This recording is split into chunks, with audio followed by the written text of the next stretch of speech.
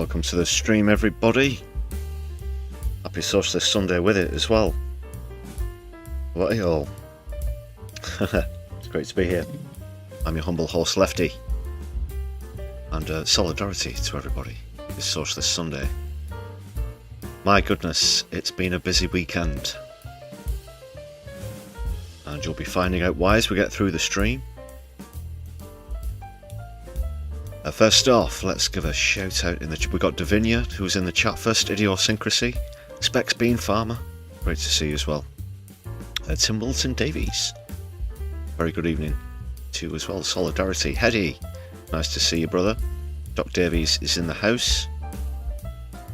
Flunky, also joining us. Big Jerry, great to see you. Lively chat already. Flow Snake as well, and many more joining just as I speak. And thank you very much, Davinia, for the gifted membership as well. And yeah, that's gone through. Excellent. Well received. Specs Bean Farmer also celebrating 11 months of standard membership in the chat. Hedy, we will be addressing those rumours that you mentioned there regarding Benjamin Netanyahu. Oh yes. My Left Private Eye is going to be all over that one later. We're going to be ripping the lid off of it. For now though, people, please make sure you hit thumbs up as you join us on stream. Hope you're all well. It's great to see everybody. Stick around. Some exclusive content coming up, plus a look at some other stories we'll go through. More of that in just a few moments as we get through the we get into, I should say, Keith's Fondue Lounge.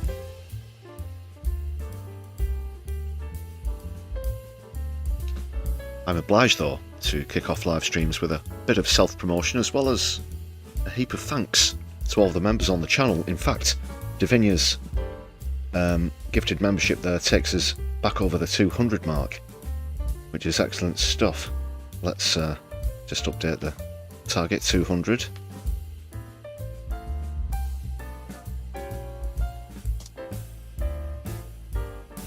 And thanks to everybody whose names you can see on the screen as well. Like I said, yeah, please hit thumbs up as you join us on stream.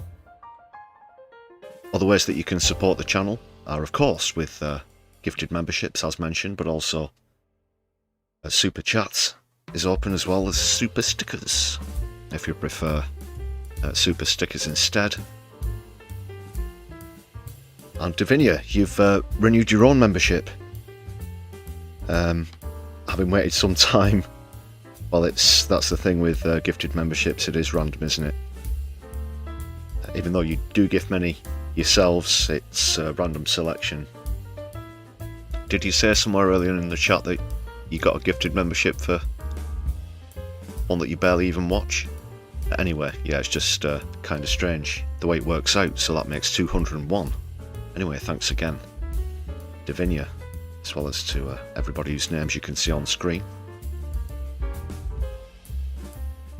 Other ways that you can help support us, of course, are with super thanks if you're watching back later on, and there's a Buy Me a Coffee page in the description of any content on the channel if you're unable to help us out via YouTube.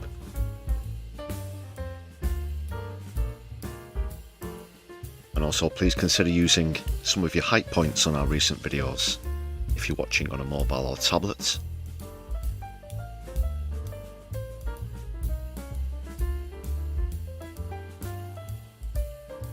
Yes, so thank you very much for all of your contributions.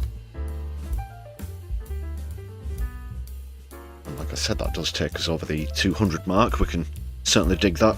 Thank you very much again, Davinia. Can you dig it? Can you dig it? Can you dig it? Oh yes. Right, let's keep it going, Yes! people. Yes! Yes! Brilliant!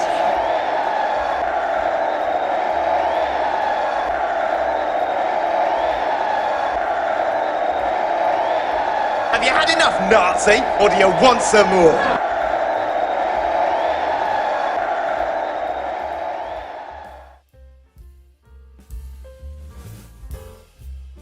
Thank you very much. Once again, great to be back over the 200 mark, just 49 to go before the main target of 250. Tim, sorry to interrupt the soothing tones with the crowd and such. There, a bit more of a chill stream on Sundays usually. Depends on which clips we're playing.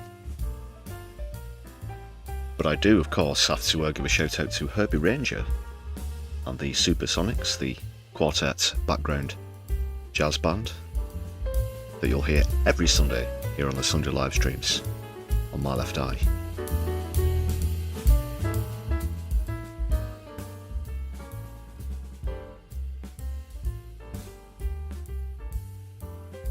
Yeah, but sometimes we have to interrupt them, you know, and at the moment, explosions and whatnot in war zones, for example. And then back to soothing jazz, and then back to doom and, you know, destructive nihilistic capitalism. Oh yeah.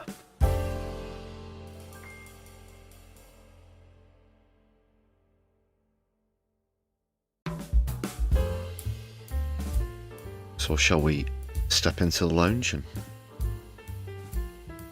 see what's coming up?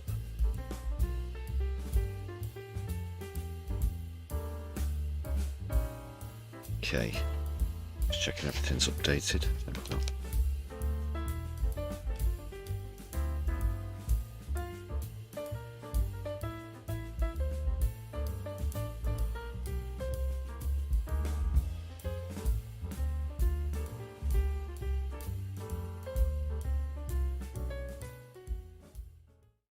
Okay, are you ready for your weekly portion, people? Into the lounge. Let's go.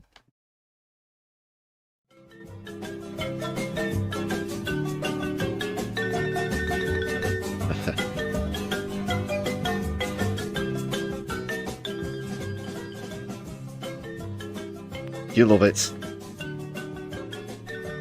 Shout out to the Agitator as well for this scene, as well as the test card opening scroll on Sundays. Agitate for Change is the handle that you need. Check out more of their content as well.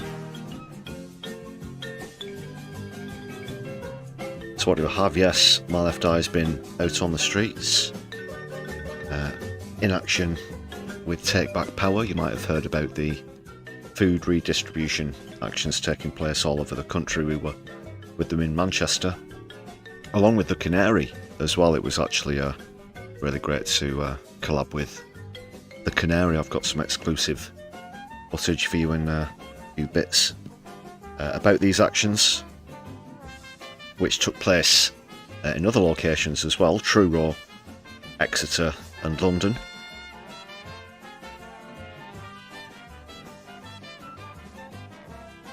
So more of that. That's what you get with My Left Eye, people. We've got a few comedy clips as well, of course. There was a bit of sort of not controversy. A few right-wingers got their hackles up, basically, over the announcement from the Bank of England that they're going to be changing the image on the back of a fiver, a £5 note, that is, from Winston Churchill to an animal. All of the notes, in fact, are going to be changing and featuring nature instead of prominent historical figures, as it were.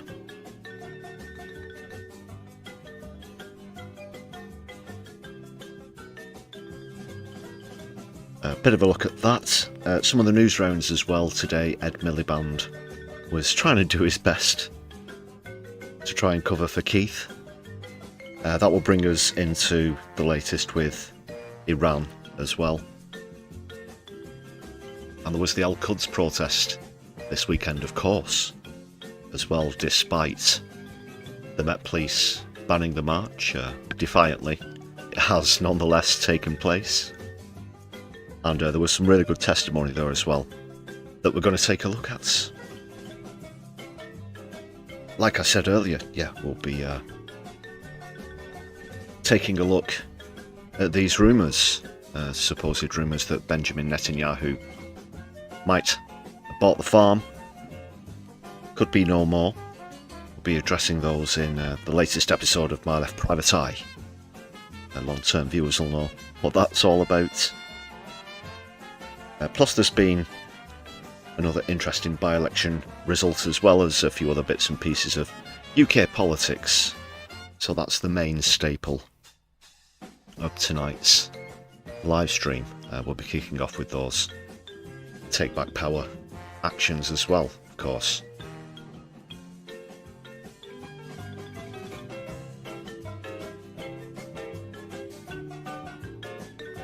And we have Mr. Edward Sexby's just landed. Nice to see you. Just in time for a bit of fondue.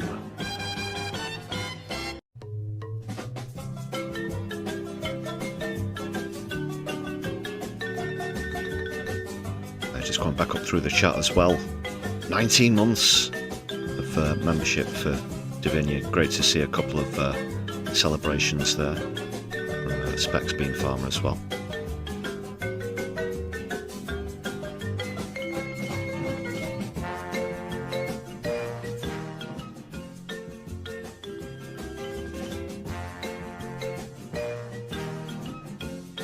This is one of the best earworms in live streaming, it has to be said. No one can deny it. Okay, we're going to leave the Fondue Lounge shortly. We'll kick off with a comedy clip and then get into business. Sound good? Alright.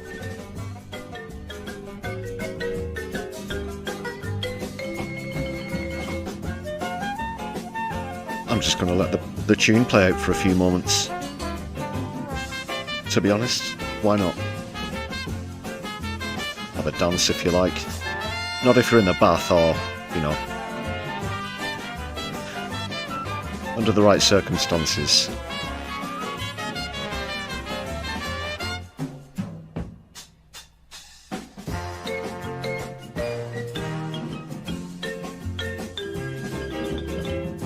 Because I'm having a quick snack.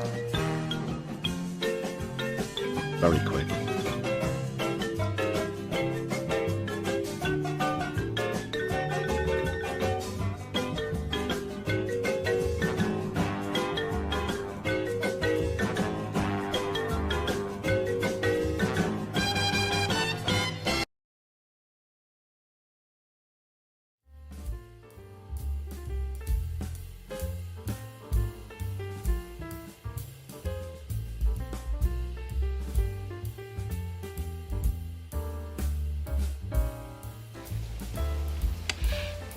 Socialists.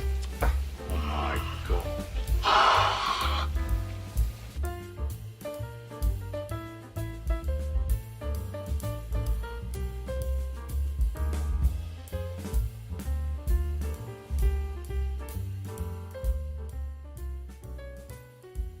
Yeah, don't jinx us, we haven't had any buffering yet.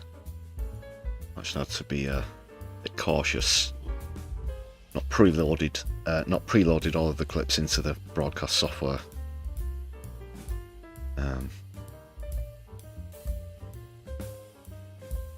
Just in case it overloads, you never know. Right.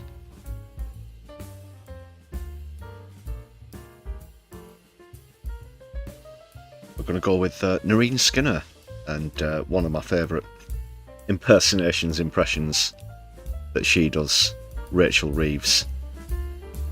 Very, very spot on with all the mannerisms and everything, so I hope you enjoy this one. There's a link in the description of the stream if you want to go to their YouTube page and subscribe. Of course, I strongly recommend you do.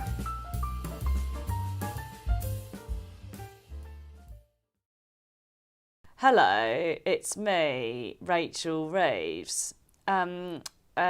I'm here because I know that the public want me to be more proactive when it comes to money saving and budgeting.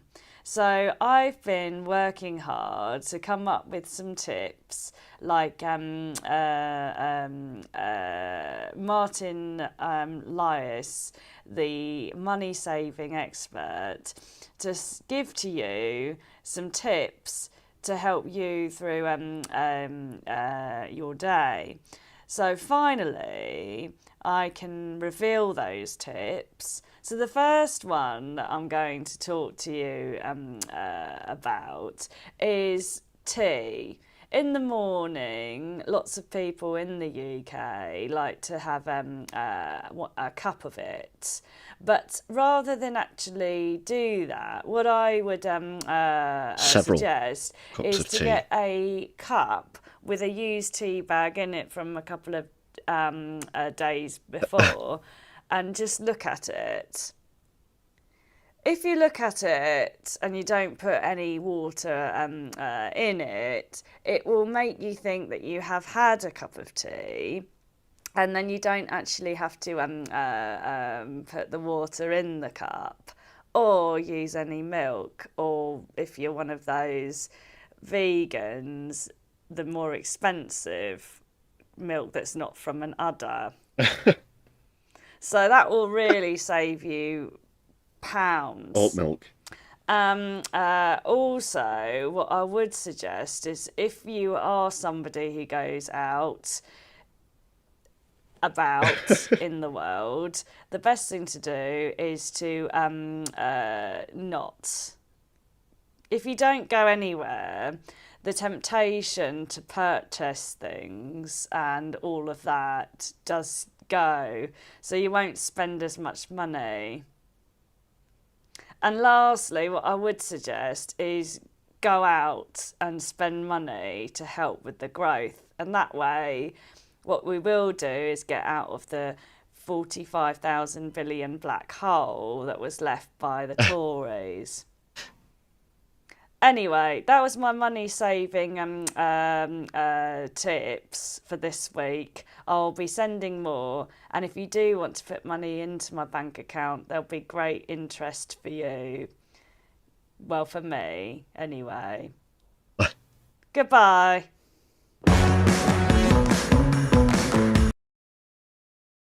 Give her a follow on Nerine Skinner, Twitter, Instagram, TikTok, on YouTube as well. Of course, great. I really like that one. Okay.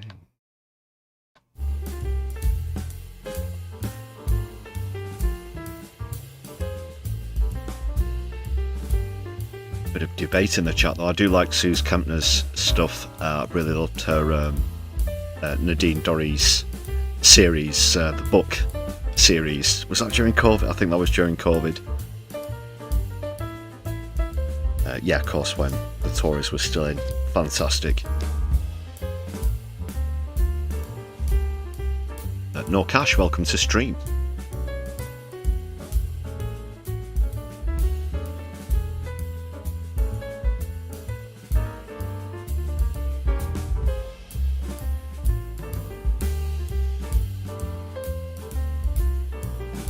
And more comedy coming up later, of course.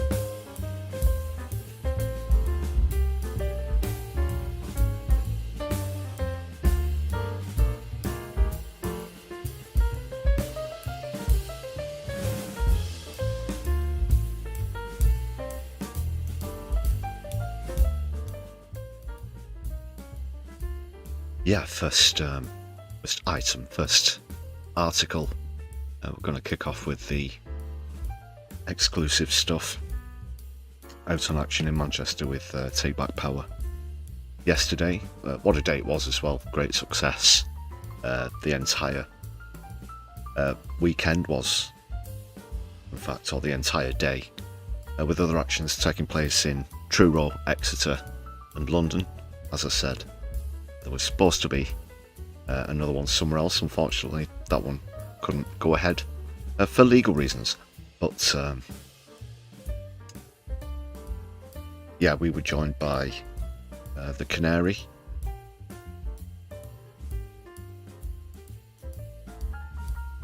Can you just dig need it? to... That's not the one. Can you dig it? Sorry about the double celebration. Right, here we go.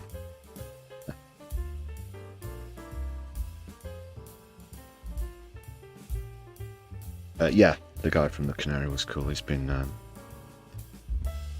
following DOJ protests and other stuff down in London. Where to start though?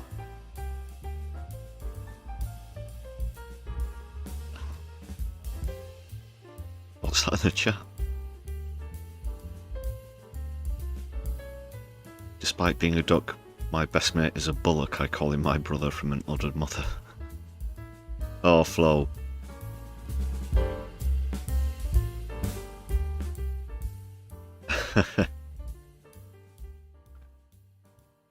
Right, let's get on to this. It's, yeah. My left eye on the streets, people. Or it should be. 1 sec. You might have a couple of seconds buffer in here. Maybe you did jinx us. 1 sec.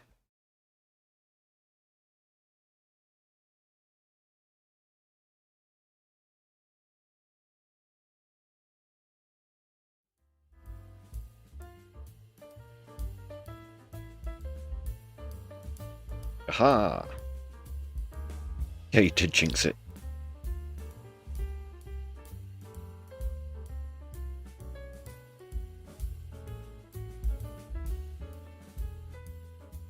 Are we back for everybody? Okay, we're good. I think we're good. Right, let's go.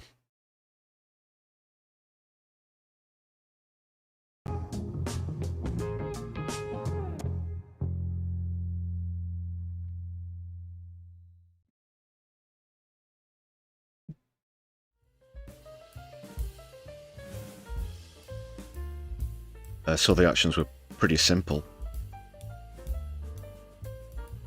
Appropriate some goods from supermarkets and redistribute them to food collection points. That's what was going down.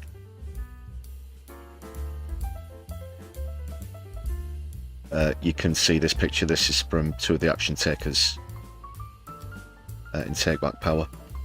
Do want to say, of course,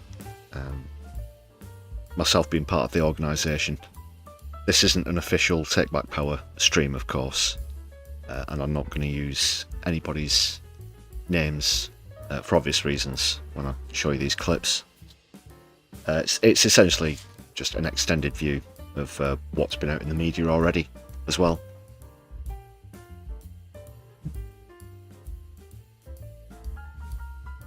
But it was a great success. In fact, let's see the Canaries release, because they were there too. Said collabs. Shout out to the Canary.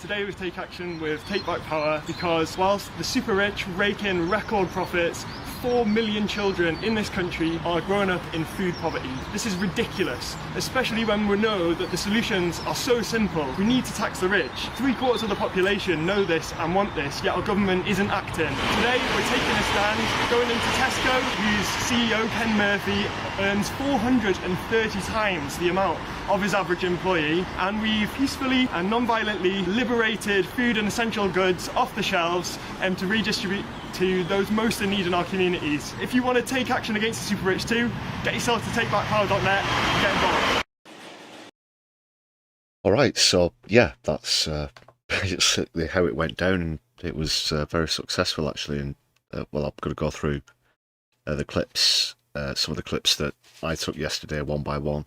Also want to say, of course, I'm not personally encouraging such behaviour, which I have to say, for legal reasons, we're doing this purely from a reporting stance here on my left eye, of course. It is very base, though. Yeah. All right. Let's just get this folder open and see what we got. Didn't have time to compress all the clips down to whack them all into the broadcast software first, but go through them one by one. Just have to give me a quick moment to adjust there. There we go.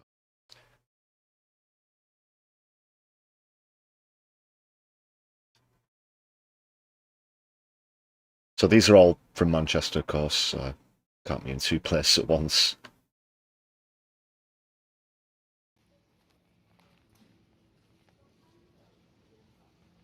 Good. Yeah. I think you've double jinxed it here.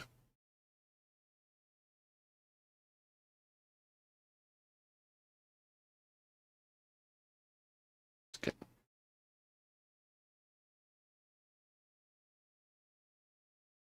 2 seconds.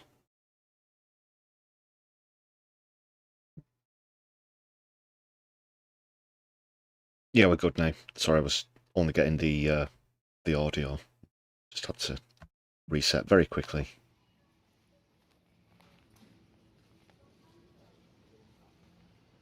But yeah, there were only like half a dozen of us. I guess the footage explains itself, really.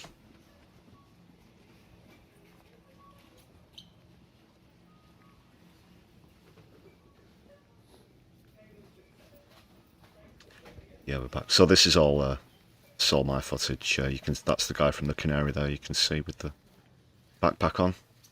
A shout out if you're watching.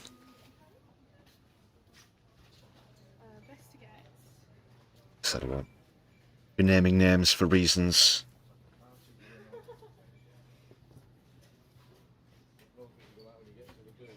But it didn't take long to fill the boxes. We did get one or two sort of looks from members of the public at this point, obviously, with me filming and other members of the press there. The guy from the Canary stood out a bit more as a member of the press with multiple cameras and such. You can, and you know.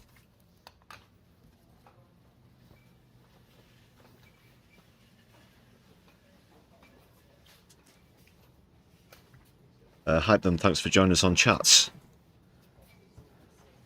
Thanks for the appreciation as well. Yeah, because there's food poverty, food inequality is a major issue in this country at the moment. It's shocking that people should still have to face a choice between paying the bills and feeding the families. And these are people in work. You know, we talk about, you know, in work benefits, a term that shouldn't even exist in the first place. Let's get another clip up now.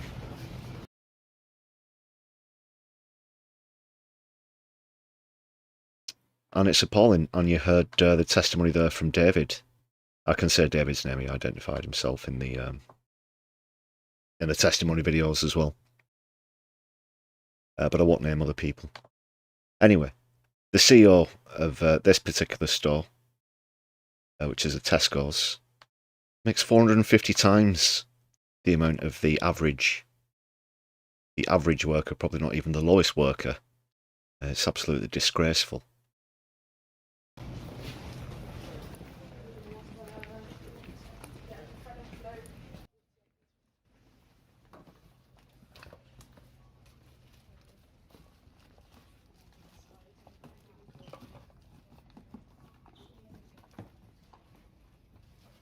Another great example there in the chat. Home Bargains is opened by a guy worth £4 billion who exploits workers and suppliers horribly, and their security is shites. You're not advocating anything, you're just saying, yeah, good point. I'm just going to play that one again.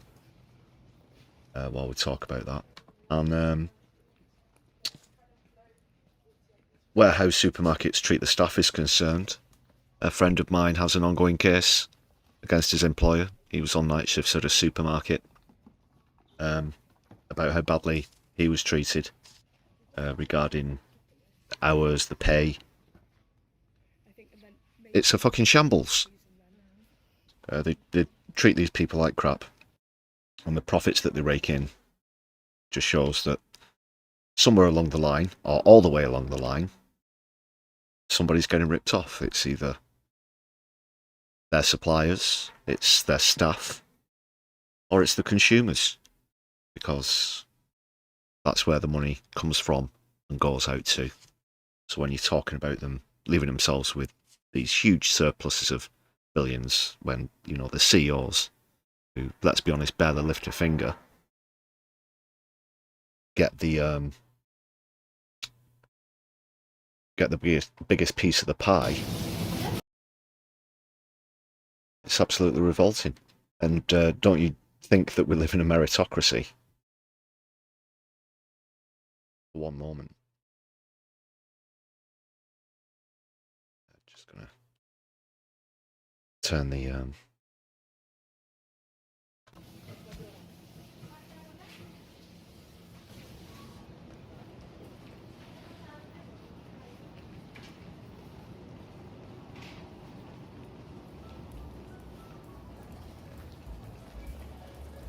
yeah, and the monopolies that they get obviously affect small businesses as well.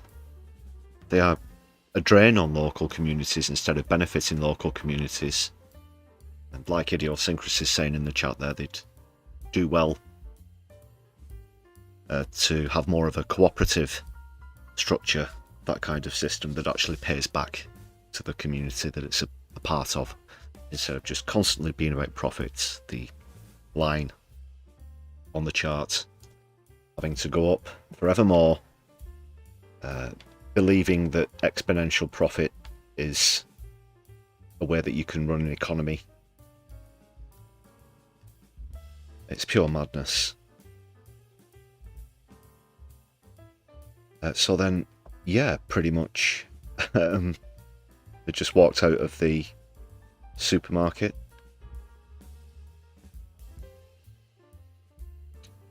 Just get these here.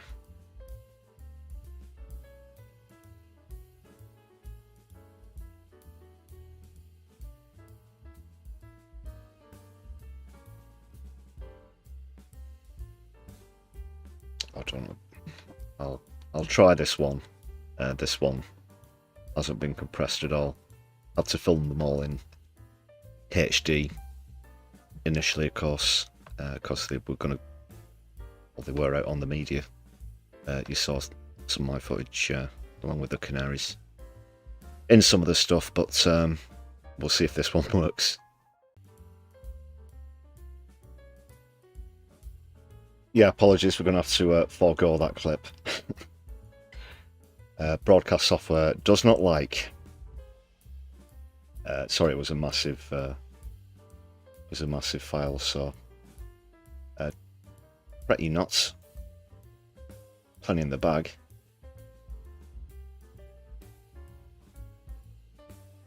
Here's David's full testimony. You saw some snippets from that in the Canaries video. Here's the full lot.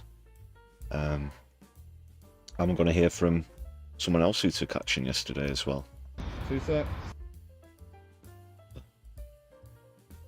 Exclusive for you. Syria is the man himself, and yeah, a lovely guy is as well. David. He's going to explain a bit more about why all this happened yesterday. Get heavy this, like. Oh, sorry, mate. I'm having a nightmare with this. Sorry, this is the, right, just that's not chat working. Right, if you want to just go, mate. Yeah.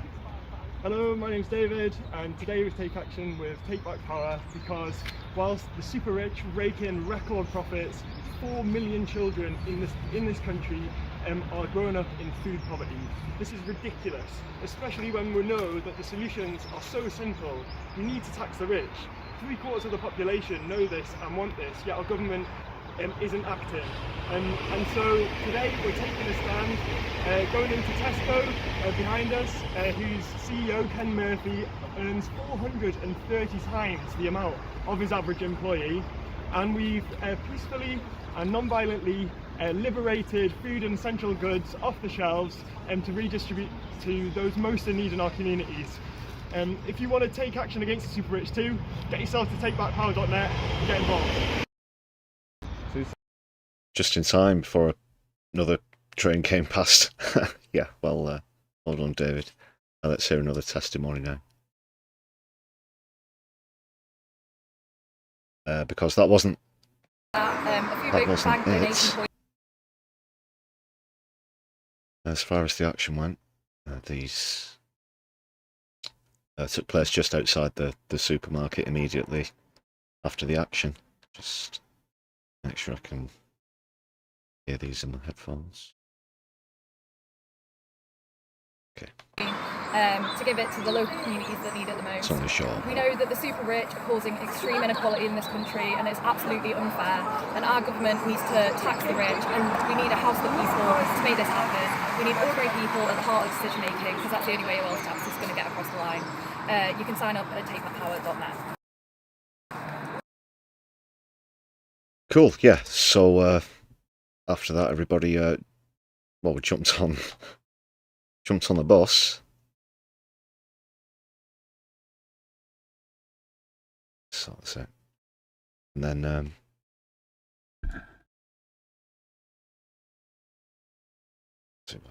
there we go. Yeah, let's go and redistribute the food. It was funny actually along the way. Believe it or not, we actually bumped into someone that we knew from Just Stop Oil, because a few of the people involved today are in Just Stop Oil as well. Yeah, one of our friends just up, what are you up to? Well, it just so happens, as it goes.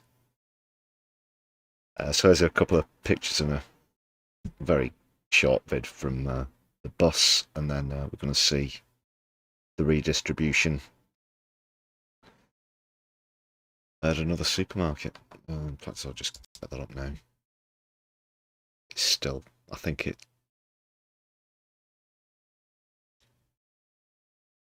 Still got one or two gremlins here on the broadcast software. Hope we're coming through clear enough.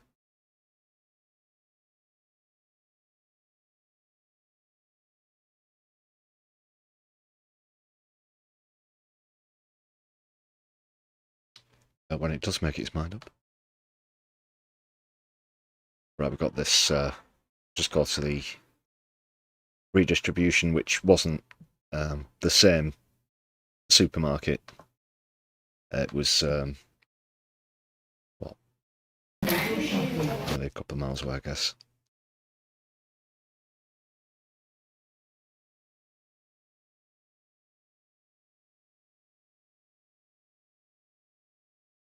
Yeah, it was kind of funny because it wasn't obvious where the food donation part was. We had to ask, and the staff sort of looked a bit... Again, one of them had to ask another member of staff and then said, "There's people here with boxes of food and cameras, and where's the thing? I don't know where it is." Yeah, that was a bit odd. So yeah, they more or less filled it up. Just get this in my...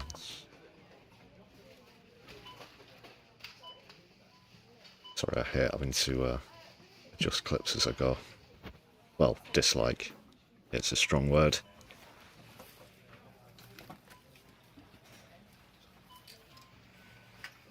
And so you can see the various produce food. There's some nappies and stuff in there. And that was pretty much it. Went without a hitch, uninterrupted. There were no security guards or anything came over to us at any point, or the police.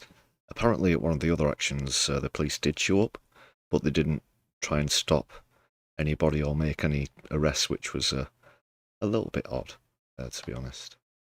But, you know, the point was that all of the 4 actions were a complete success.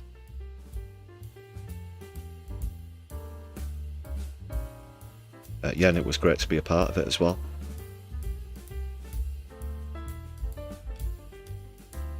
And yeah, we're all delighted afterwards. Yeah, we just went back. We were to an unnamed secret location, and yeah, we're having a chat about the action and lots of other things as well. Music, philosophy, free will versus determinism, you know, the usual things that you do directly after you've done a food redistribution action. And well done, solidarity with everybody from London, Exeter, what was the other one? Falmouth. Truro, sorry. Yeah.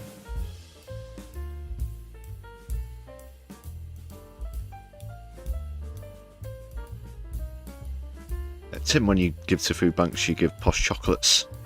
Cheap beans is no one's idea of fun. Oh, good on you. Throw in some quality as well. Quality.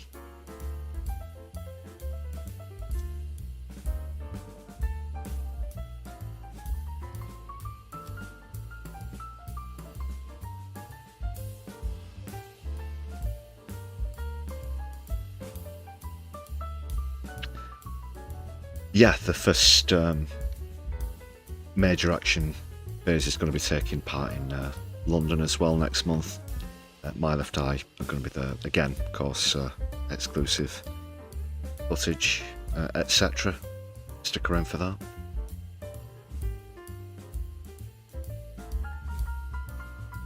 Good to see that most of you support these kind of actions in the chat as well.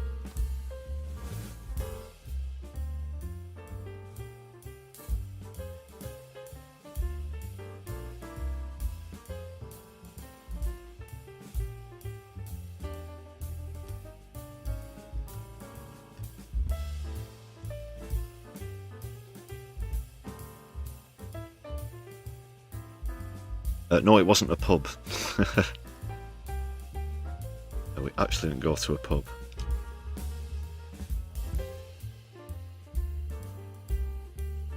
Or maybe we did.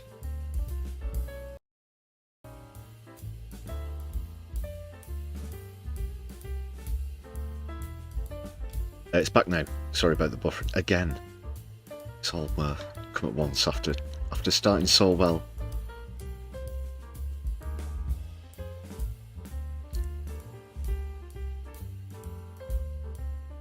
But let's move on.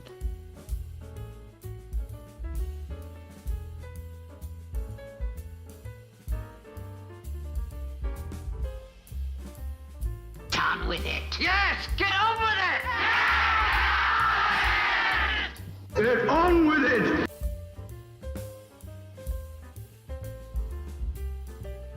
Get on with it, we shall.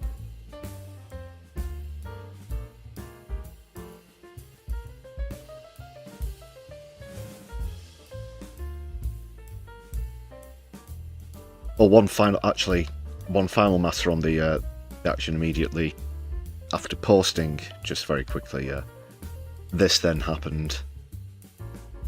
Permanently suspended from X. But still going strong on Instagram, other platforms as well. So still getting the word out. And of course, plugging here on the increasingly popular Sunday livestream as well, which is most fundamentally important. Yeah, go fuck yourself, Elon. But the next matter now, all of this fuss over the changing of the image on the back of a fiver from Winston Churchill to a beaver or whatever it's going to be. All of the gammons have been up in arms about this, as though he's been on the back of a £5 note forever. It's been about 10 years. That time has expired. because it normally, it was set to last for 10 years anyway. And now all of this, but the BBC, of course, because Nigel Farage wasn't very happy about it, the BBC decided that they had to go out and speak on his behalf to show the outrage over this, and even went so far as to interview a living descendant of Churchill himself, Emma Soames, who's granddaughter of Winston Churchill. But I don't think they got the response that they were expecting. Let's see what's happening, because this is quite satisfying. You can see in the way he tries to set up the question, with Nigel Farage referring to this as the definition of wokery. But Emma Soames isn't interested in what Nigel Farage thinks, it seems.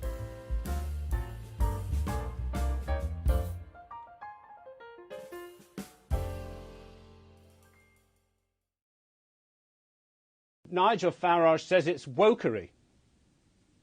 Well, I disagree. I mean, the Bank of England is a very, very wonderful institution, and it has complete rights over who it puts over on its banknotes. And I don't think anybody, certainly not in my family, thought that this was something for life. I mean, it was done for 10 years, and here we are. The 10 years are up. So I'm thrilled that it happened. I loved looking at his face on the £5 note, but I never thought it was going to go on forever.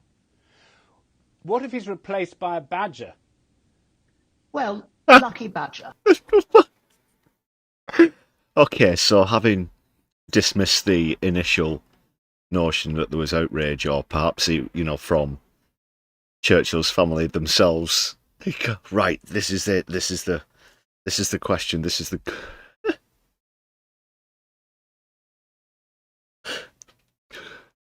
This is the BBC as well. This is on fucking Newsnight, for God's sake. Serious journalism. No, this isn't Chris Morrison, The Day Today, or Brass Eye, or anything like that. This is, what if it was a badger? Looking at his face on the £5 note, but I never thought it was going to go on forever. This just... doesn't even address anything that she said either. Just this absolute bombshell question now. What if he's replaced by a badger? Looking at his face. Did he write that himself? Whoever's speaking in his ear, perhaps, told him to ask that question. Is it written in his notes? Where did it come? What if it's... Well, you've really got her against the wall there. What if it's a badger? How about that? Your granddad being turned into a badger. Would you like that? Well, lucky badger. Lucky badger. Or lucky grandpapa. I mean, it's not like for like, is it? It's a new departure, and that's what they want to do with the country's currency. Over to them. I don't feel particularly shocked or worried or upset by this turn of events at all. Yeah, so you can stick that up your balls. What if it's a badger? Just couldn't believe it. Just couldn't believe it when I saw that one. So that puts that to bed. Of course, Farage, Tice, they can all do one. It's a load of bollocks. Who cares? We're more bothered about what that £5 can or can't buy you these days, as of course will get you less and less.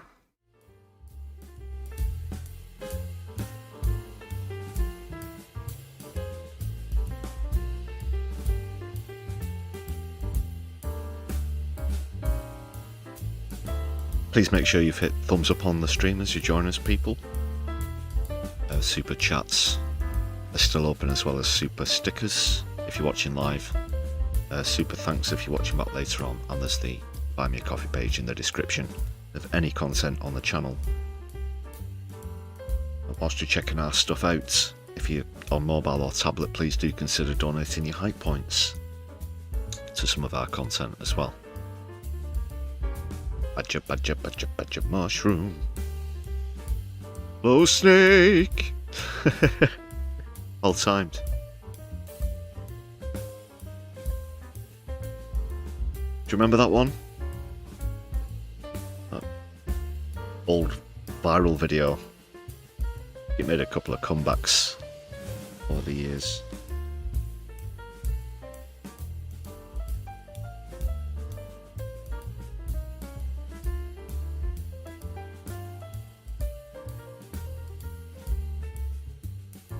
Okay, yeah.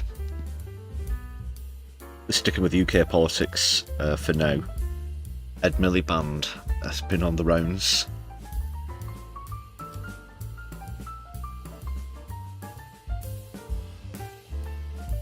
We're going to look at Laura Kussenberg first. Just a little snippet, not the full interview.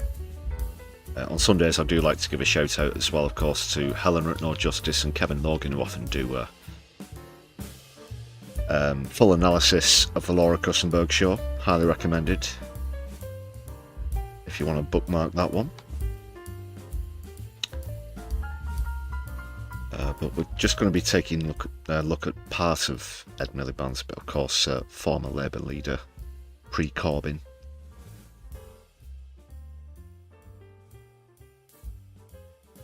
And then Trevor Phillips with Sky, his next interviewer. Of course, no massive fan of either of those so-called journalists as well.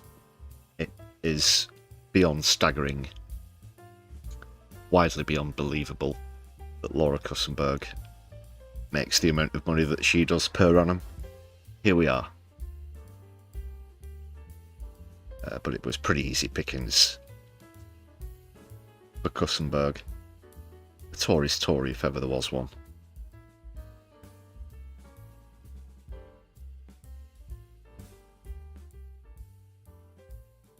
Yeah, because whether it's Iran or matters at home, which is going to come up in both of these interviews, he hasn't got a leg to stand on. It really is quite pathetic from Ed Miliband, who, you know, fancies himself as some sort of, you know, champion of green issues or whatever. Not being, you know, big-headed or anything, but to someone like me, that is pretty pathetic, and it should be obvious as well to everybody else, including, you know, neutral voting public, whatever the stance is on green issues. He simply isn't doing nearly enough. And to try and defend the UK's involvement in the Epstein class war on Iran as well at the same time is, yeah, pathetic squared.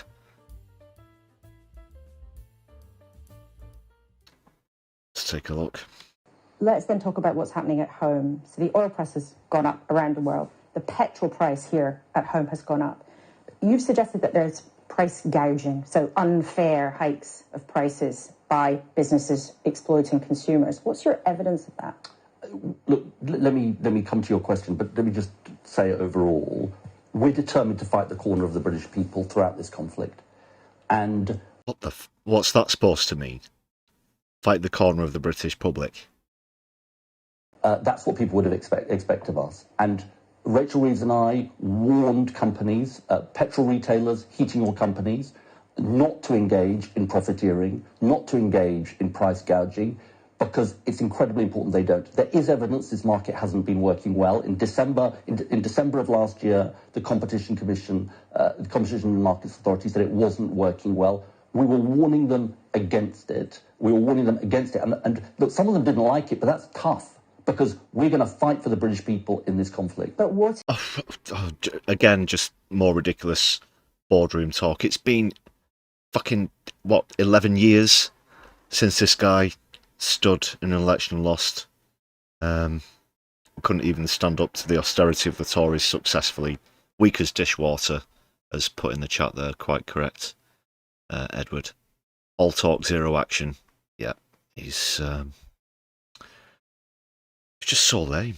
It's just, and having to try and wedge that we back the British people. Yeah, that sounds great, doesn't it? Yeah. What a lot of tosh. Is your evidence that it has actually been happening in the last couple of weeks? Because the retailers, some of them thought that you were very inflammatory by coming out in the way that you did. There were even suggestions. It was a warning shot. So you don't have evidence? No, it was a warning shot. But to be clear, do you have evidence? We have evidence that this market wasn't working well. We have bad examples in the heating oil sector, for example, of what people have been facing. In the last couple of weeks? Yes, absolutely. And many of your viewers will be watching this program and probably screaming at the telly saying, Oh, God. Awful. I felt hard done by. That's why I've been talking to the Competition and Markets Authority throughout. Stop fucking saying markets. The week. That's why they've said they're watching these markets closely. I don't think these are markets that have been working well, frankly. Fucking hell. There's a longer term look that needs to be done at how these markets are working. For now, I think it's so important. Look, the thing I learned from previous crises, the British people expect us to be by their side. Oh, God. Could you literally give me an example of a scenario when the British public wouldn't expect you to be on their side? And what? He's talking about the 2008 crash, is he? You're going to be on the... No, you bailed out the banks who gambled on the fucking stock market and lost with our money. And that's not backing the fucking public. What a piece of shit. And no vested interest, no powerful interest will stand in the way of that. But it's also important. Yeah, isn't it interesting that capitalism always needs socialism to come and save it every, decade and a half or so on average, that it nearly brings the world to the brink of destruction? Yeah, really interesting, but it works, we've got to stick with the system. Socialism's bad. It will just lead to lazy people not having jobs and wanting everything from the welfare state. That's literally all that socialism is. Yeah, capitalism, go, go, go every time. Fuck me. I'm sure you'd agree as a Secretary of State that you're doing that based on evidence. And I just want to show people, you'll be familiar with this chart, but I want to show everyone what makes up the cost of a litre of petrol. And actually it's in the screen here if you just want to have a look. So you can see the wholesale cost, 33%, so that's what the retailer's having to pay. 17% VAT, 6%. I bet through none of this is going to point out the obvious fact that you can escape yourself from a lot of the clutches of the fossil fuel companies by switching to homegrown renewable energy, which is obviously cheaper to produce, therefore saves consumers a lot of money as well. But if you're going to take the toys away from the super rich, they're not going to have so much private profit from their exploitation of the planet, then they're going to kick up a fuss. He's not going to mention renewables during this at all. He's stuck in the position of trying to back renewable energy as well as fossil fuels at the same time. % is the margin for the retailer.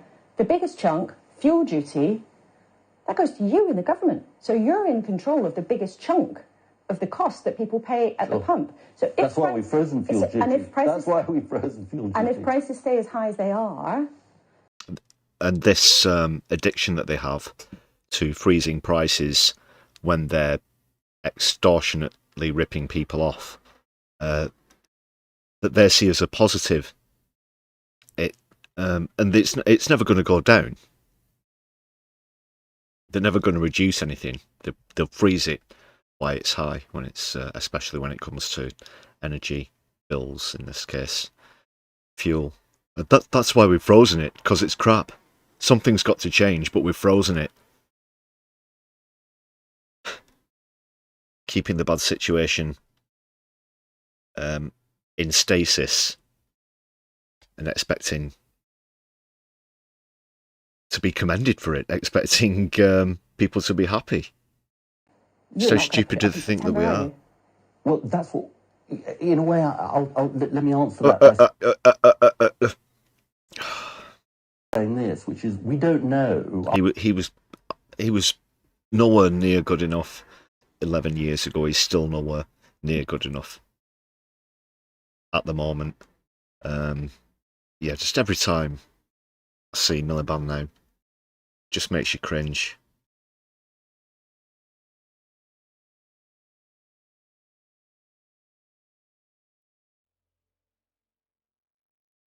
But he was, just 1 second. He was also on Trevor Phillips, like I said. If anything, if you can possibly imagine, this was conceivably even worse than Laura Kussenberg.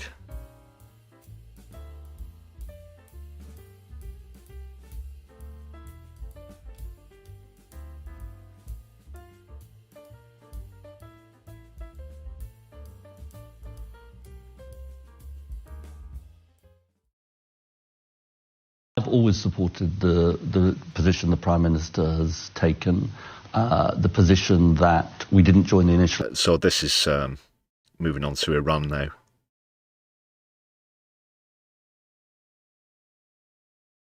...has taken, the position that we didn't join the initial attack, but it's important that we learn the lessons of the Iraq War. How many times have we heard that now? Important that we learn the lessons of the Iraq War. Saying that whilst demonstrating the polar opposite, that we haven't learned, and well, it gets worse. Which is, if you're going to go into a conflict, there needs to be a clear plan. If you're going to go into a conflict, there needs to be a clear plan. Please, Edward, would you kindly demonstrate, not just to me, but to the entire British public, or nay, the entire world, what plan was laid before you by perhaps Donald Trump, Pete Hegseth, whomever, furnished you with these facts, with a clear exit plan, an entry strategy, and what to do afterwards. I don't think that happened, did it? Because every time a journalist asks anybody who's involved with this about what the real goal is, they can't get a straight answer, whether it's Donald Trump or whomever. Excuse me 1 sec.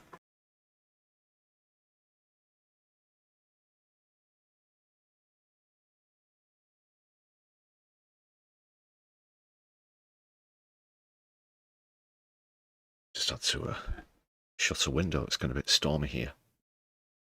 But where was I? Regarding the objective of these illegal attacks, which they were obviously initially being instigated by the United States and Iran. First of all, Trump says that it was a military excursion, and then of course it's the repeated claim that they were trying to prevent Iran from getting nukes, even though we were assured last year, not even a full calendar year ago, that those attacks held back Iran's nuclear capability by decades and completely wiped out all of the military. But now, again, hearing the same thing as they continue to retaliate against Israel, against US air bases in the countries where they're positioned as well. But why? And they've taken out the Ayatollah, but that was never stated as the ultimate goal. We know why this is happening. It's to try and distract people from the Epstein files, as well as to try and appease Netanyahu, because whilst previous presidents weren't stupid enough to go and start a war with Iran, Donald Trump is, and he's not said very clearly to anyone, including Ed Miliband, why that is, or what the exit strategy, if anything, is. So, no. I don't accept that, Ed. It's completely reckless, as well as illegal, and we all know that. At the same time, it was absolutely right that when Iran launched unprovoked attacks on our allies... Unprovoked? I would bid you go to Iran and tell that to the families of those poor girls in the school.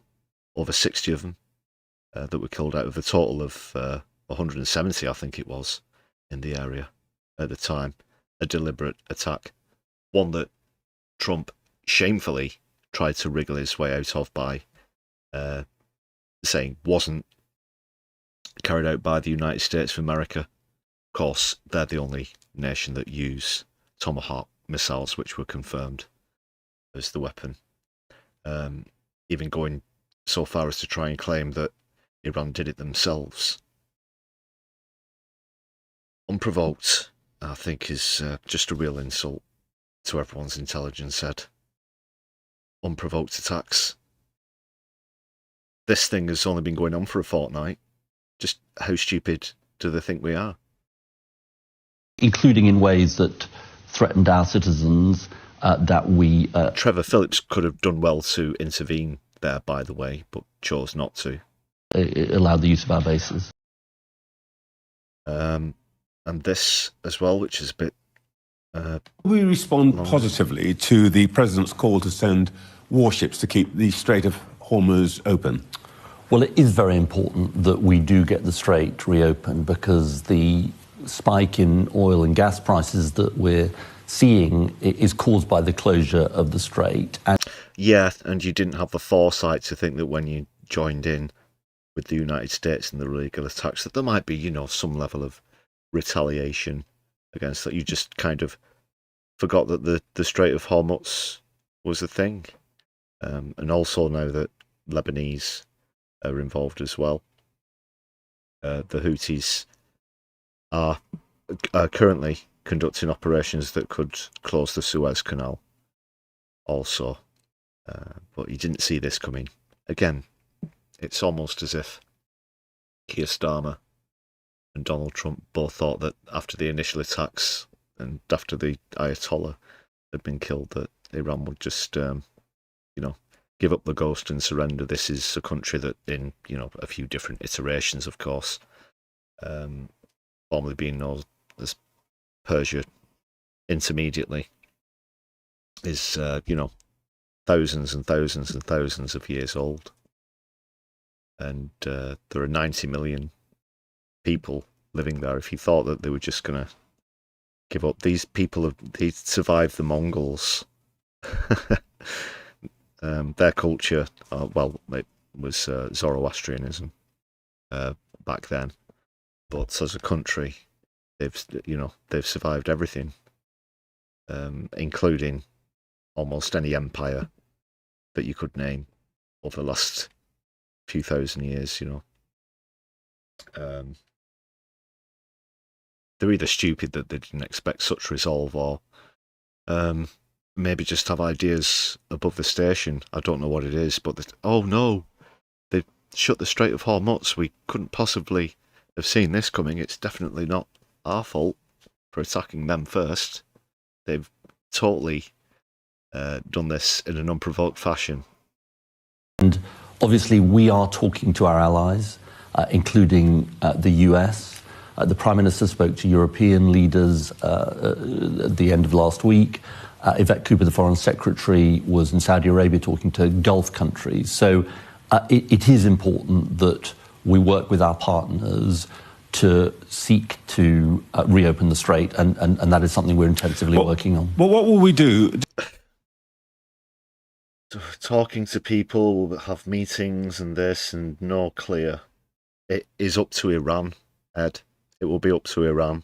Whatever discussions you have, you can talk to however many people you like.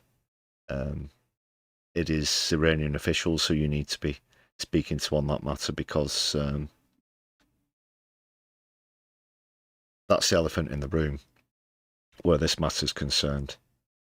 Because Iran can open and close the Strait of Hormuz at will. They have said that certain countries are allowed to come through, obviously not the United States. I think a few vessels were pressured into trying, and then soon quickly found out what the consequences of that were. Any kind of talks aren't going to cut it. Do we have the capacity to deploy drones? I gather that we have both naval drones and aerial interceptor drones. Would we, in principle, be ready to support deploying them in the Strait? Well, Well, you're clearly some sort of military expert here, Trevor Phillips. Did you know that drones are a thing? Why? He's supposed to be involved in matters on environment and energy. Ed Miliband, this is being put to him. He's completely out of his comfort. Even if he's out of his comfort zone within the area that he's supposed to be an expert on anyway. Let alone this. I mean, yeah, he was a former leader and had to deal with all matters, of course. But Trevor thinks he's very clever there. What about? I was talking to some people earlier, and drones are a thing. Have you not thought about using drones? Yeah, I'm certain that all of the UK military hadn't thought about that before Trevor's great interjection here. We do want to work with our allies to seek to get the Strait reopened, and as you say, there are a range of things that we can do, including autonomous mine hunting equipment. And that's something we're obviously looking at. I'm not going to obviously speculate, but it's on the table on this program. Well, look, it's in. What about? Have you thought about using boats? What about boats? They're a thing. What else? Guns? Have you spoken to the military about what's he going to ask next? All of our interests to get the Strait reopened. I will also say that we also need to de-escalate this crisis, because the best and most conclusive way to get the Strait reopened is to get this conflict to come to an end. But absolutely. Yeah, sending vessels halfway around the world, that's really going to help to de-escalate it, isn't it? Allowing the United States to use our overseas Air Force bases, that's really going to de-escalate the situation, isn't it? And certainly doesn't increase the risk of a terrorist attack here in the UK that is going to be on Keir Starmer's, or should be on Keir Starmer's conscience, should it happen. Dread the thought. And of course,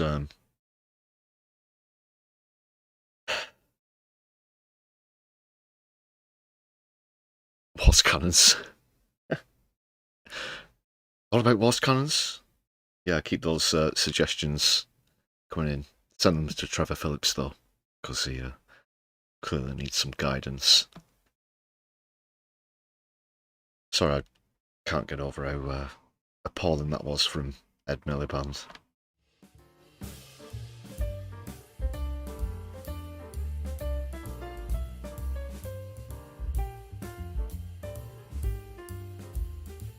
It's far from reassuring, isn't it? Why did they pick him, of all people, to go out and do that?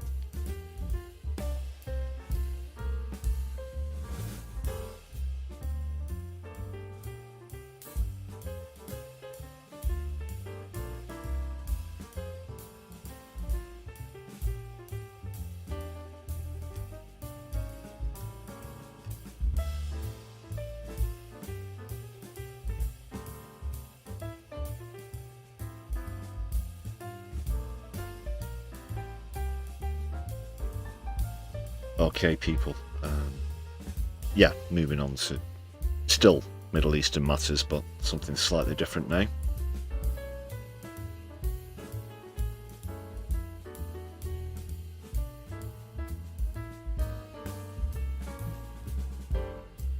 That's the Al-Quds March, which still took place despite the best efforts of the police and the Home Secretary.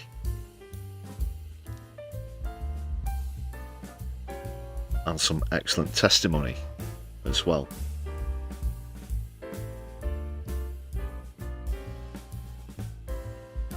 This is London, of course, and you're going to hear from Bobby Villan of Bob Villan, of course,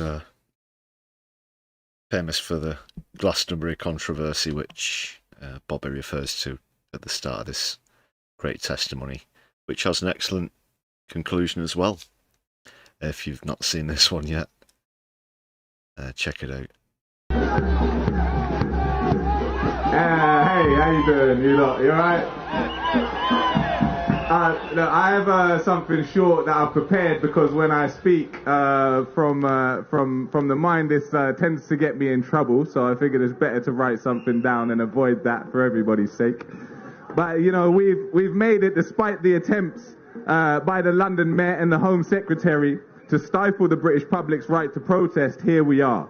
The attempt to silence those of us here today is not a new phenomenon. We have seen it throughout the history of this country, and we have seen it increase rapidly since October 2023, when more of the British public than ever began to stand in solidarity with the Palestinian people and support their struggle for self-determination and freedom from the terrorist Israeli state and its illegal occupation. They try to characterize these marches and protests as hateful, events that are explicitly aimed at raising the awareness of an ongoing genocide and putting pressure on the British government to take action against it. But instead, they continue to allow war crimes to be committed, and rather than protecting the interests of the British people, they criminalize us and protect the interests of Israel and their UK-based lobbyists. Whilst men like Trevor Chin and Stuart Roden and organisations like Elnet continue to line the pockets of British politicians, we will continue to face prosecution for taking part in peaceful protest, for supporting political prisoners that have taken direct action against weapon manufacturers operating here on British soil,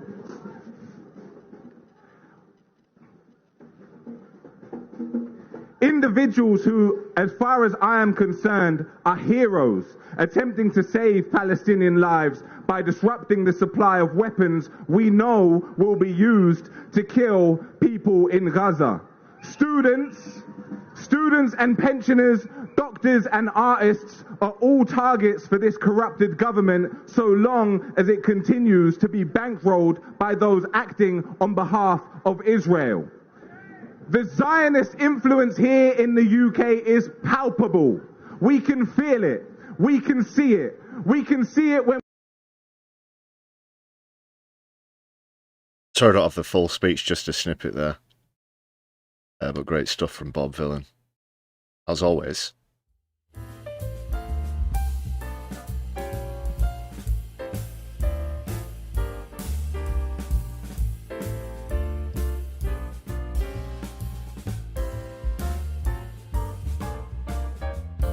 And he did repeat the famous Glastonbury chant at the end as well. Yeah.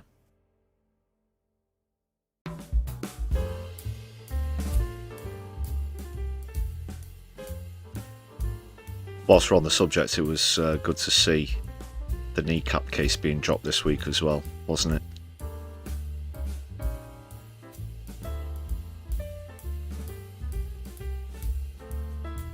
Another great victory.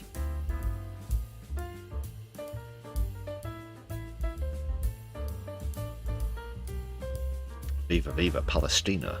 Thanks for the flags in the chat, Graham. Solidarity as always with Palestine. That takes us on to the topic of the next segment on the show. It's time for another episode of My Left Private Eye, people. Let's see what's happening. Let's rip the lid off of this one.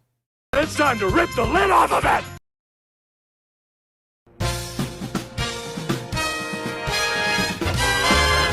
One more question, sir, about those sacks of gold.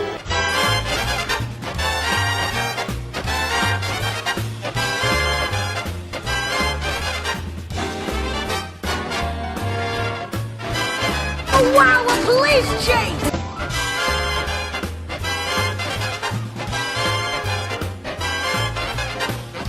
We're coming in! Open this door!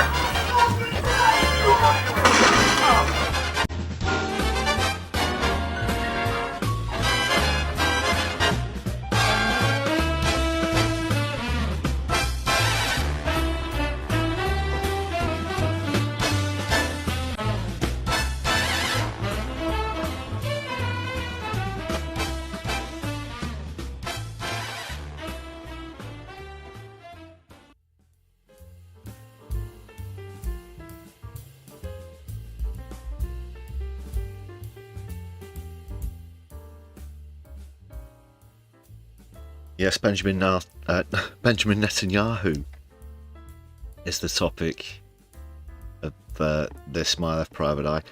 There's been a lot of rumour around over the last few days. To be honest, I've personally found it quite annoying as well. Claims of the deaths of Benjamin Netanyahu, Ben Gvir, for example,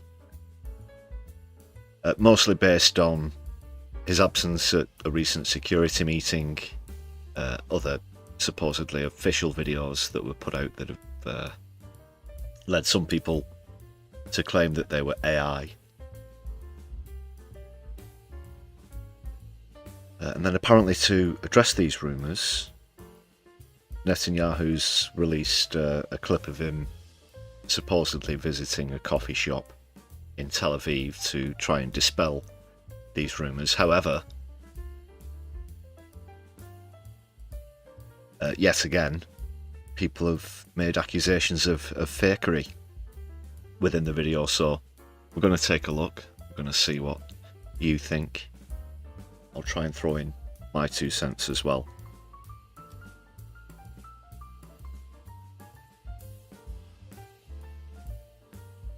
But it has been a bit annoying to see a few pretty big channels as well getting ahead of themselves in officially declaring the demise of Benjamin Netanyahu. Let's see this video that came out, and then one or two particular points that people have highlighted that might show a bit of fakery. This is the original. מה שאלת אותי? חושב שלא אומרים ברשת שאתה בכלל מת? אני מת על קפה, אתה יודע מה? אני מת על העם שלי. איך הם מתנהגים, פנטסטי. אתה רוצה לספור את מספר אצבעות? אתה יכול להראות לנו? פה. פה. היית? יפה מאוד. לחיים. אתה חושב של המסר לאנשים שיוצאים ומתאווררים? לצאת להתאוורר, אבל ליד מרחב מוגן.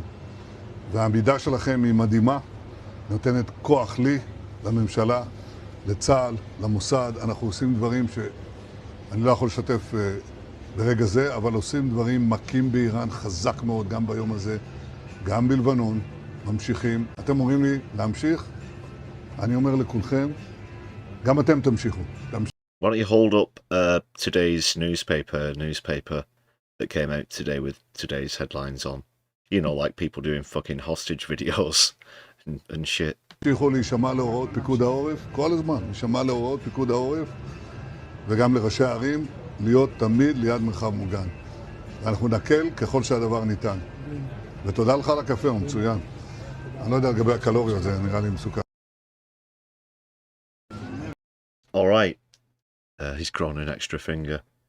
Well, that's been said about other videos that he's put out, having 6 fingers. It's one of the telltale giveaways of perhaps cheap or unrefined artificial intelligence.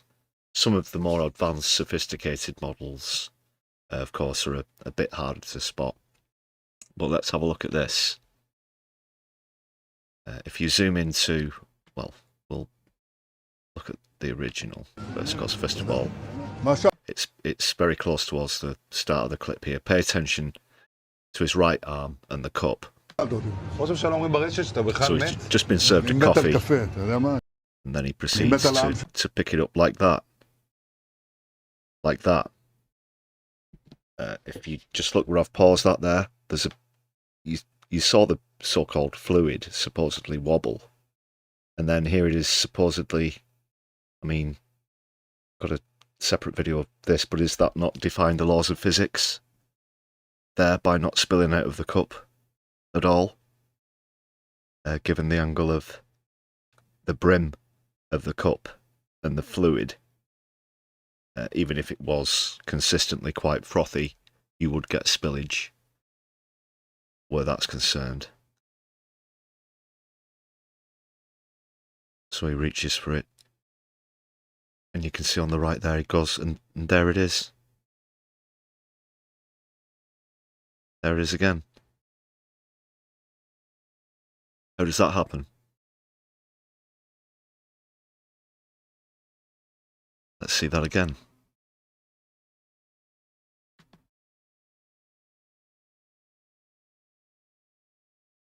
Picks up the cup. It wobbles. It doesn't spill a drop. I think that point there is actually a better example. Zoom and enhance, please. Philip. Engage. I love a bit of physics. Do I? That appears to be gravity. Gravity defining. I also am a fan of caffeinated beverages, and how easily spilled they are is quite familiar to someone like me. What do you think about that? What do you think? Lego coffee. Lego coffee. That's a good way of describing it, Nina Sadie. Awesome description there. Welcome to chat as well. Just going to get some, excuse me, a bit wheezy there. Background music.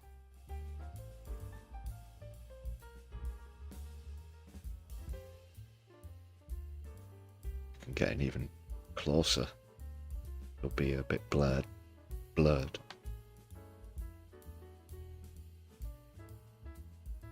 Just how?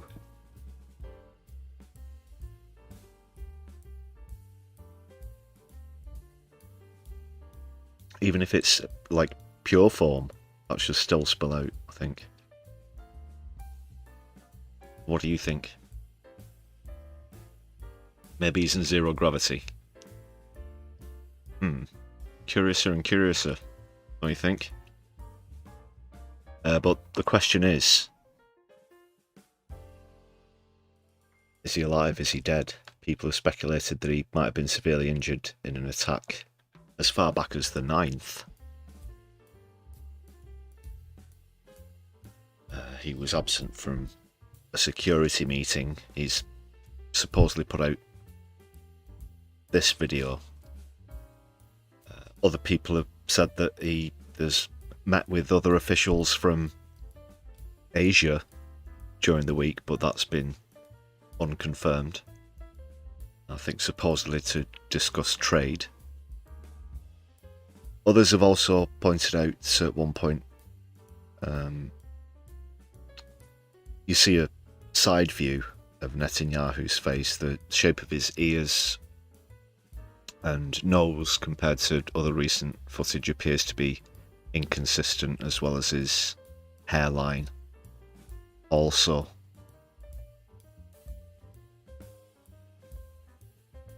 Life certainly was a lot simpler before AI, definitely.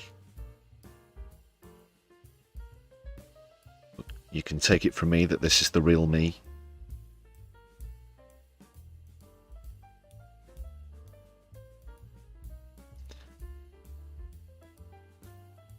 So the main, accusations are that he's been incapacitated for several days, which is why he hasn't appeared on television, or may also, in fact, be deceased. The same accusations, I should say, have been made against the newly selected Iranian leader.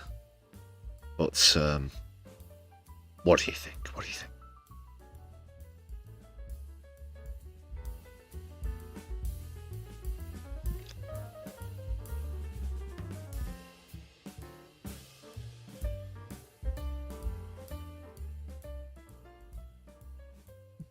Is it real? Is it fake? Is he alive? Is he dead? Is he injured? Remains to be seen. Personally, I'm not going to get my hopes up unless I hear some official thing come out, and I think we might maybe hear it come from maybe possibly Iran official state media before Israeli or US state media.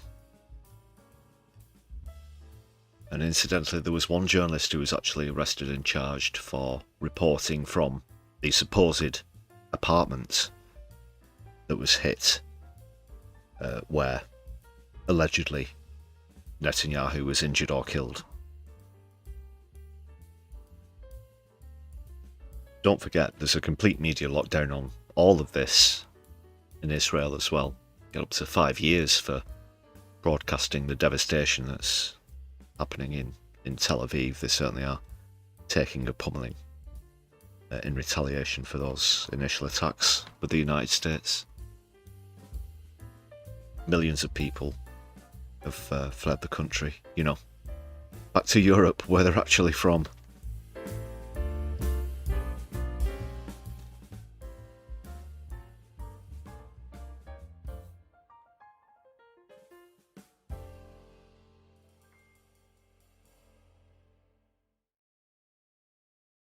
But that is it for the most recent episode of My Left Eye.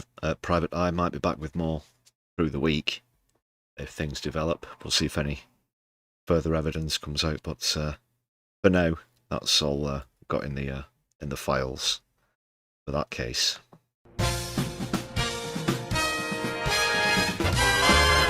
One more question, sir. About those sacks of gold.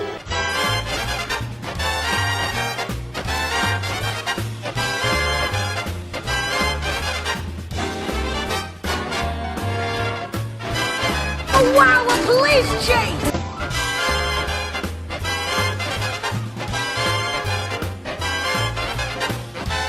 Coming in, open this door!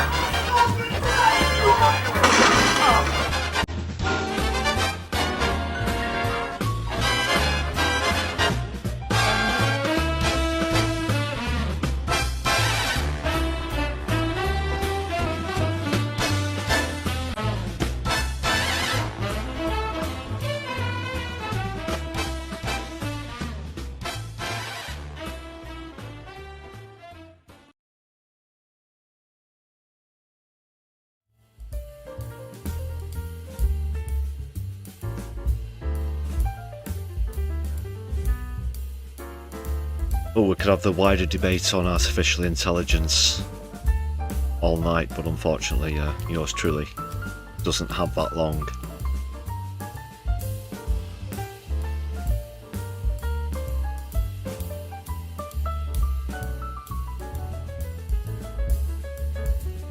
Feel free to debate in the chat cordially, of course. But I'll be moving on to something else.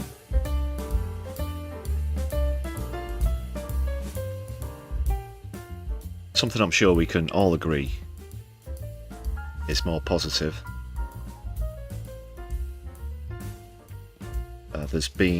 It's not a hot seat, it's a council by-election where this is concerned, but another good result, and just shows how strongly the Green Party are at the moment, and increasingly so, with almost a 30% gain in winning the council by-election, putting them on 45.3%, a considerable distance above the Lib Dems. Labour down in third, losing 21.6%. Fortunately, Reform barely making a dent.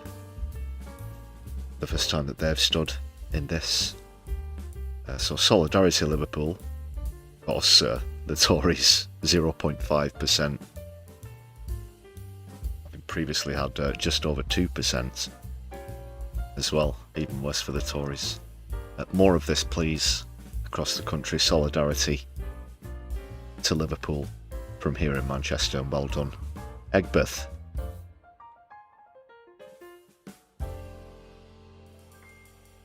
That's another bad omen for Keith in the upcoming local elections, not too far away now. What will it be, just a few weeks? Oh no.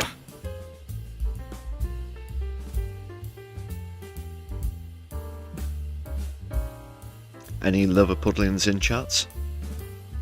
What do you think about this, and what do you think about that? That's from Election Maps UK, shoutouts to Election Maps. I like the look of that. I do.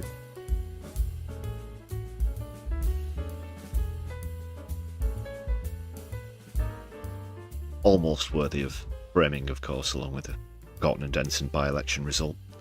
Thanks to everybody who's watched that recent vid that we put up at the maiden speech that Hannah Spencer made. A few trolls, of course, the usual ridiculous bollocks. They want to sell crack in the playground and open borders and lot of nonsense. I saw one, was it today? I think it was today, in the comments on our channel. Stupid clip. 40% of the people who voted for her can't speak English. Where do they get this crap from?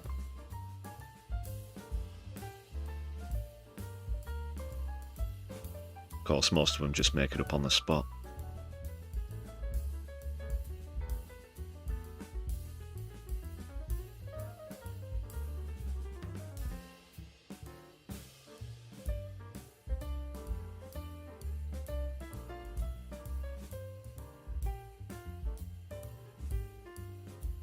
Let's have another comedy interlude.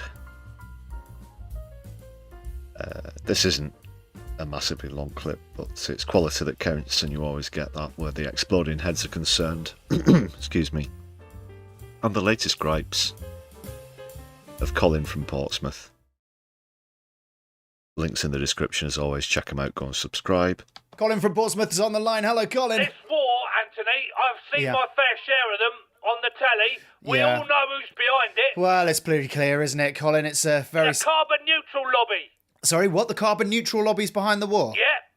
Yeah, they've been meddling behind the scenes, right, convincing America and Israel to do a war they didn't want to do, and now oil's $100 a barrel. I'm not sure there was a plan, Colin. I don't think it's that deep. Of course there was a plan. It was all the green lobbies. Wake up, mate.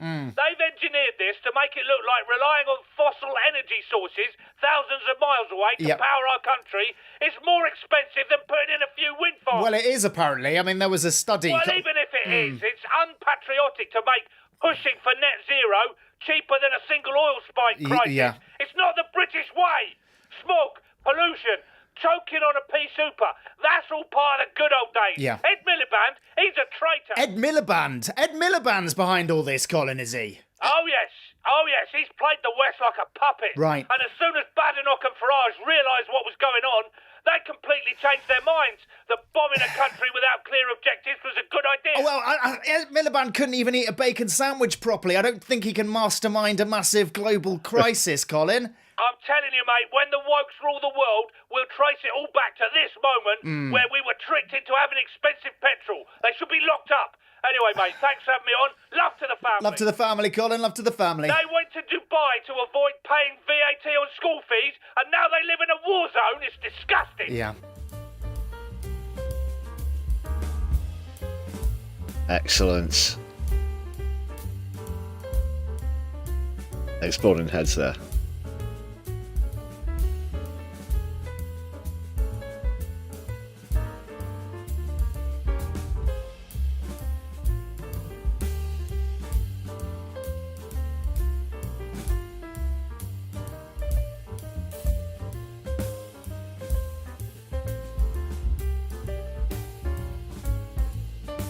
And the time has come for another shout out to the members on the channel.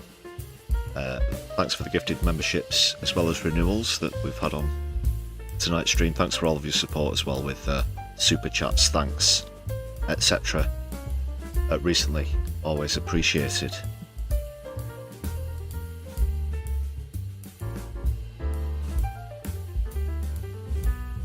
And don't forget the Buy Me a Coffee channel, people.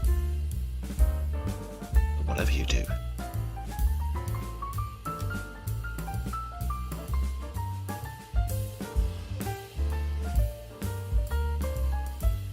Yeah, last reminder as well, last plug for those of you who prefer to watch on mobile or tablet. Please do open a recent non-stream video, hit the like button, and please donate some of your hype points, depending on where you're watching from. I give the option. We appreciate all of those donations so far as well. Thanks a lot for hyping up the videos. It's a pretty new system on YouTube. Helps give us a boost on the algorithm, basically. So keep the hype train coming.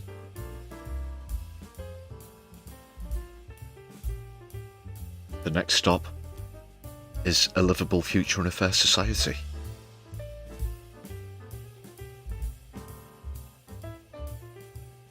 Which is and should be everybody's favourite destination, shouldn't it, really? Thanks again, all of the members now. Past 200 again, 201, just 49 required to reach. Humble target of 250. But we are, of course, amazed and delighted with how far we've come in a relatively short time on the channel. Getting close to 6,000 subscribers now.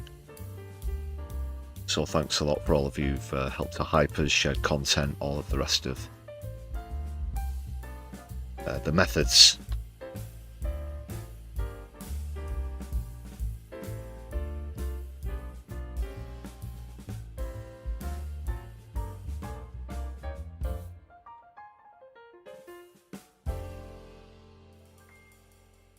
Can you dig it? Can you dig it? Can you dig it?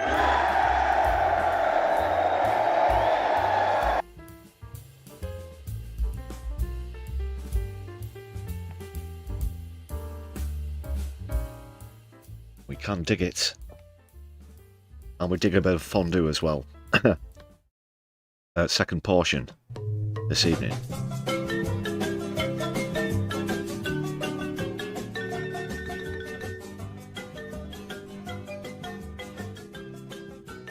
Which does mean that we're coming towards the end of the stream, but stick around, people. First of all, thank you very much for joining us tonight. We do have a raid set up. We're going to be going into Kevin Logan.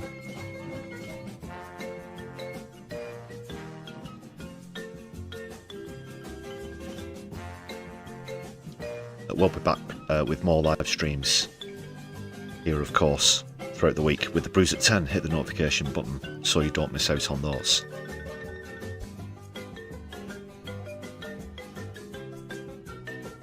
Unfortunately, we might be ending with some bufferage as well. Oh, sorry about the technical ones this evening.